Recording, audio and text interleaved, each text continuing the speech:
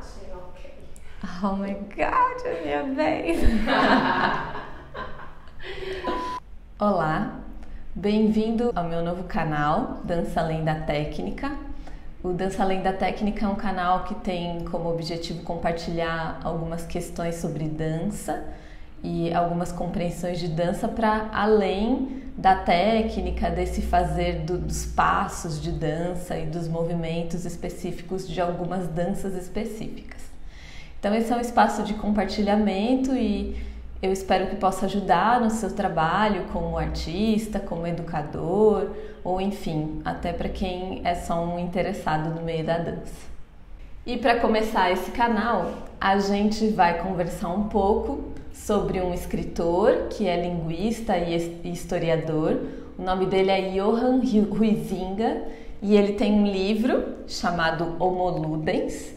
E esse livro ele é bem famoso no meio da área do jogo, ele é até considerado um pouco a Bíblia do jogo e muitas pessoas estudam, tanto as pessoas da área da dança como as pessoas da área de artes em geral, pedagogia, educação física, enfim, as áreas que são interessadas pela ideia de jogo, né?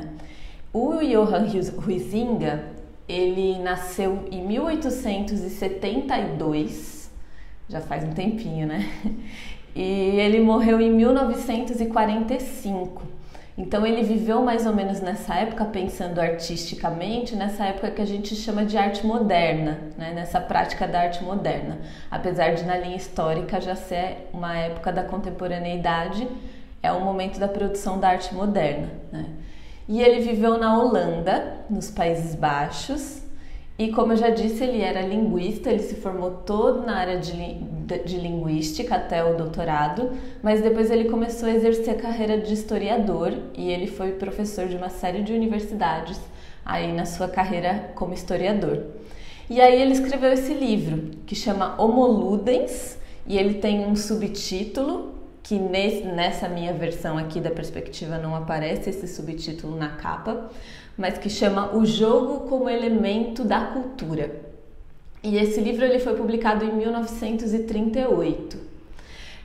O Huizinga, ele segue uma linha de pessoas que a gente chama hoje em dia de folcloristas, né? Ele olha para o fazer artístico de uma maneira um tanto que conservadora e sempre pensando que o que acontecia no passado era melhor do que o que acontece no presente, né? Então é legal a gente saber disso para lê-lo, porque ele é bem pessimista em relação ao momento atual, que para ele era esse momento da modernidade da arte, e ele vai exaltar muito algumas práticas mais antigas, né? Não sei se isso é o ideal ou não, mas é legal a gente ler sabendo disso e entendendo que pode ser que ele faça uma série de críticas que a gente não concorde, né? Mesmo assim, ele tem esse livro que se tornou muito famoso, principalmente por causa do primeiro capítulo, que é um capítulo onde ele aborda uma série de características do jogo.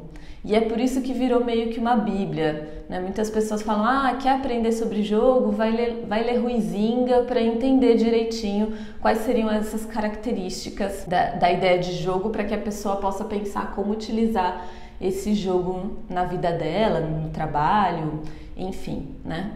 E aí ele começa com esse título, Homo Ludens. Logo no prefácio, ele já fala dessa relação entre o Homo sapiens, o Homo faber e depois o Homo Ludens, né? Ele fala que a gente começa nos denominando Homo sapiens por causa da nossa racionalidade, mas que chega um momento em que a gente percebe que a nossa racionalidade não é algo tão incrível assim, e aí a gente começa a denominar o ser humano como Homo faber, né? Aquele que faz e aquele que sabe como fazer. E ele fala que ele colocaria no meio dessas classificações hoje a ideia de Homo Ludens, que é esse homem que joga, esse homem que brinca e que vive sua vida jogando e brincando. Ele, na tradução em português, é utilizado mais o termo jogo do que o termo brincar no livro. Ele até em alguns momentos chega a utilizar esse termo brincar mais para falar das práticas das crianças e dos animais do que da prática dos adultos, mas ele não chega a criar uma super diferenciação entre o brincar e o jogar. Tem vários momentos do livro em que ele vai exaltar a dança e dizer que a dança é quase que uma irmã gêmea do jogo, que ambos estão atrelados de uma maneira quase essencial, como ele utiliza essa palavra. Na página 184, onde ele está num capítulo falando sobre as formas lúdicas de arte, ele diz o seguinte: são tão íntimas as relações entre o jogo e a dança que mal se torna necessário exemplificá-las. Não é que a dança tenha alguma coisa de jogo, mas sim que ela é uma parte integrante do jogo. Há uma relação de participação direta, quase de identidade essencial. A dança é uma forma especial e especialmente perfeita do próprio jogo. Então, para ele, essa relação entre dança e jogo é uma relação muito íntima. Quando eu conheci e comecei a perceber isso me animou muito a continuar trabalhando nessa relação e nessa interface entre dança e jogo, né? Entender essas proximidades e essas relações. Mas bom, hoje eu tô aqui para apresentar para vocês quais são essas características pelas quais esse livro ficou tão famoso e começou a ser chamado meio que da Bíblia do jogo. Para falar sobre essas características, eu queria ler para vocês mais um trechinho do livro, que está na página 33, que é onde ele tenta fazer uma síntese das características. Depois que ele já apresentou as características no capítulo 1, ele começa o capítulo 2, que chama A Noção de Jogo e a Sua Expressão na Linguagem.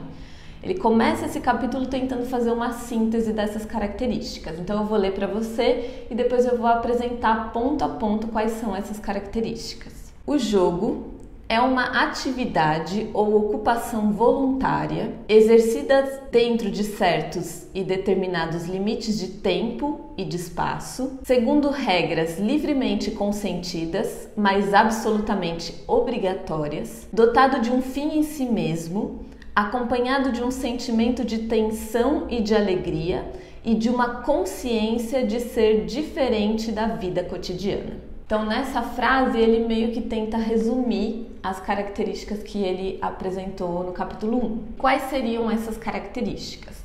A primeira característica para o Huizinga é que o jogo é uma atividade voluntária. A segunda característica é que o jogo não é vida cotidiana. Ele não faz parte do nosso cotidiano. A terceira característica tem a ver com tempo e espaço. Ele diz que todo jogo tem sempre tempo e espaço definidos. Na quarta característica, ele vai dizer que o jogo cria ordem, que o jogo tem uma certa organização específica. E na quinta e última característica, que há até polêmicas no livro se essa é realmente uma característica ou não, ele vai dizer que o jogo contribui para a formação de grupos e para a noção de coletivo.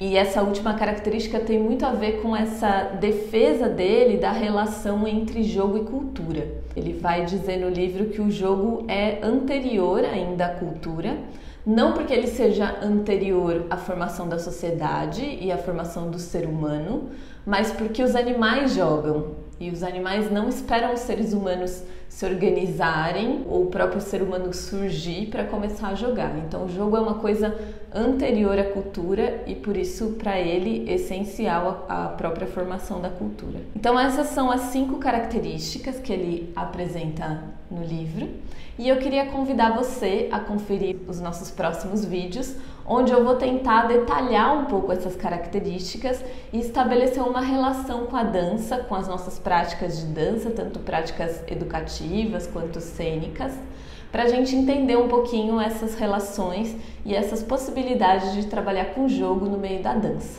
tá bom? Então, confere os próximos vídeos. Eu queria convidar você para curtir esse canal. Não, fiz errado. Não é curtir o canal, é fazer o que com o canal mesmo? Seguir o canal, curtir o vídeo. Seguir o canal e ativar o sininho, que é o sininho que tem no YouTube pra você. Ative o vídeo, curta o canal. Siga o sininho. Eu queria convidar você a seguir esse canal, a curtir esse vídeo e também ativar o sininho para que você receba o aviso das nossas próximas publicações. Tchau, tchau!